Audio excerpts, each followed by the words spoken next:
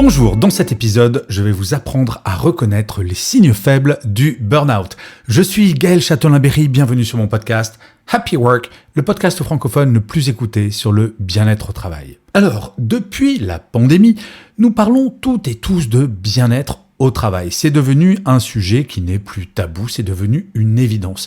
Et pourtant, il n'y a aucun indicateur qui soit sorti pour expliquer que le niveau de stress des salariés est baissé ou que la quantité de burn-out ait été réduite. Et oui, selon toutes les études, nous en sommes toujours entre 10 et 12% des salariés qui vont faire un burn-out. Le chiffre est absolument gigantesque, il ne baisse pas alors que le bien-être est devenu un sujet central. Oui, j'en suis convaincu, au même titre que l'on parlait du mal de dos au siècle dernier comme étant le mal du siècle, le burn-out est véritablement un fléau et c'est notre mal du siècle.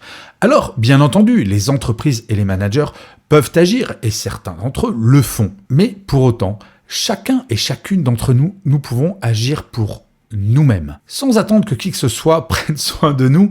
Et cela est plutôt rassurant. Mais pour agir, il faut savoir comment.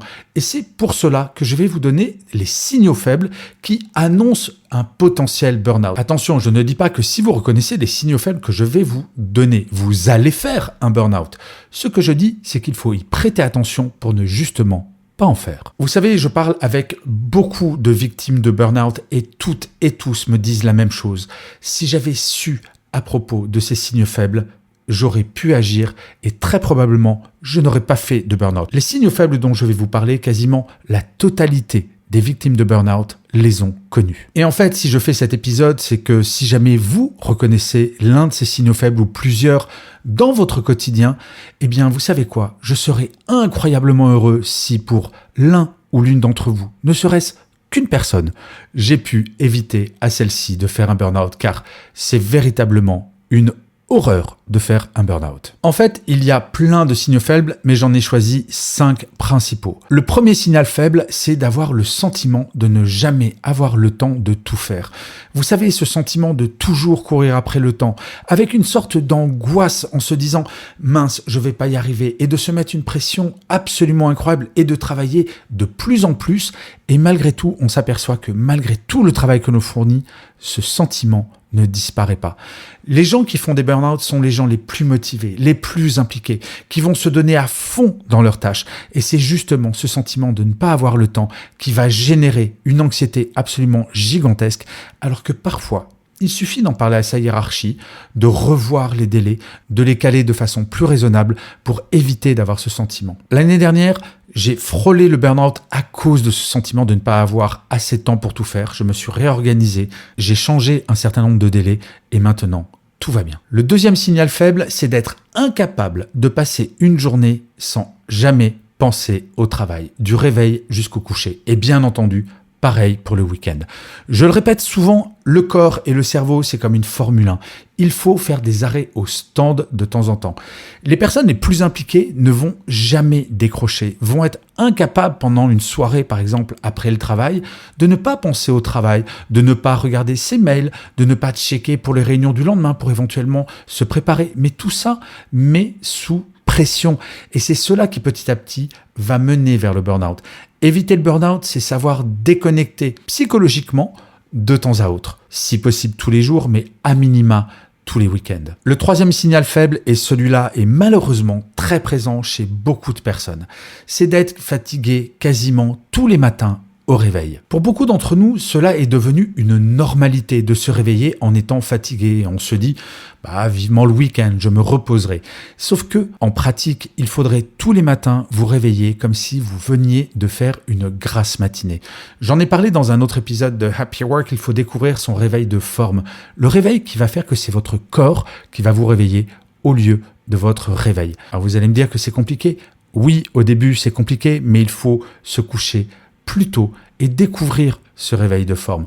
Je vous assure qu'être fatigué tous les matins est un des signaux faibles les plus importants qui va vous mener vers le burn-out parce que votre corps, à un moment, va dire « Non mais stop, je ne veux plus être fatigué le matin. Donc je vais t'interdire de te lever, je vais t'interdire d'aller travailler. » C'est aussi simple que ça. Le burn-out est très bien nommé. C'est une explosion intérieure qui va faire que vous ne pourrez plus bouger. Le quatrième signal faible, c'est d'avoir le sentiment de ne jamais en faire assez. Comme je le disais, les gens qui font des burn-out sont les gens les plus impliqués, les plus motivés, celles et ceux qui vont tout donner. Et pour autant, il y a toujours ce sentiment d'insatisfaction, ce sentiment que l'on pourrait en faire plus. Les gens qui font des burn-out souvent vont même faire du travail à la place de leurs collègues qui, eux, sont moins impliqués ou eux, sont moins résistants à la fatigue.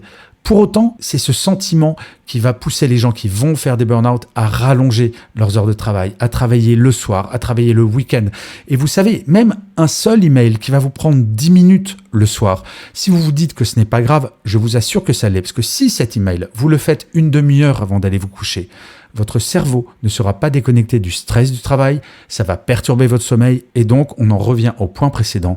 Le lendemain matin, vous vous réveillerez fatigué. Et le cinquième signal faible, c'est ce sentiment qui va faire que vous avez le sentiment que vous pourriez toujours mieux faire. Les gens qui font des burn-out sont généralement des gens qui sont très modestes, très humbles, qui ne vont jamais se dire « oui, je suis super fort, oui, je sais tout faire, oui, je suis hyper bon ». Non, parce qu'ils ne se contentent jamais de ce qu'ils font. Ils se disent toujours qu'ils pourraient aller au-delà. Vous savez, c'est comme ces marathoniens qui veulent baisser le temps de plus en plus pour faire ces 42 km. Eh bien, quelqu'un qui va faire un burn-out, c'est quelqu'un qui ne va jamais se dire « ce que je fais, c'est bien tel que je l'ai fait ». Non, une personne qui va faire un burn-out se challenge en permanence, va toujours aller au-delà. Alors, je ne dis pas que ce n'est pas bien de progresser, bien entendu. Mais parfois, il faut savoir juste regarder les choses de façon objective. Il y a une différence entre mal faire, bien faire et faire mieux. Parfois, faire bien, il faut se dire que c'est parfait. Et peut-être être très exigeant sur certaines tâches, mais par contre, lâcher un petit peu la pression sur d'autres afin de se réserver des moments de paix cérébrale et qui vont vous apaiser. Vous voyez, ces 5 signaux faibles sont extrêmement simples à repérer et il faut impérativement y prêter attention. Je vous assure, ne prenez pas ces signaux faibles si vous en avez reconnu à minima 2 chez vous. Il ne faut pas prendre cela à la légère car un burn-out, c'est très long pour s'en remettre et une fois qu'on y est, on ne peut pas revenir en arrière. Alors bien entendu, vous pourriez me demander de venir faire une conférence sur ces sujets-là dans votre entreprise, mais sans passer par ça, commencez par essayer de vous évaluer, vous, au quotidien. Et si jamais vous êtes manager, parlez de ces 5 signaux faibles à vos équipes. Il faut impérativement lever le tabou de cette question et parler de ces 5 signaux faibles, par exemple en partageant cet épisode avec chaque membre de votre équipe en disant j'aimerais bien qu'on parle des 5 signaux faibles pour voir si dans l'équipe il y en a potentiellement qui seraient concernés. C'est un très bon point de départ. Et par la suite, vous savez, le manager a une arme fatale contre le burn-out. Demandez à chaque personne de son équipe tous les matins comment ça va et d'attendre la réponse. C'est par l'écoute, c'est par le fait que l'on lève le tabou du burn-out qu'on en viendra à bout. J'en suis profondément convaincu. Je vous remercie 1000 fois d'avoir écouté cet épisode de Happy Work ou de l'avoir regardé si vous êtes sur YouTube. N'hésitez surtout pas à partager cet épisode et celui-là est particulièrement important à mes yeux. Et n'hésitez pas non plus à vous abonner sur votre plateforme préférée. Cela prend 2 secondes et c'est cela qui fera que Happy Work durera encore très longtemps. Je vous dis rendez-vous à demain et d'ici là, plus que jamais, prenez soin de vous. Salut les amis.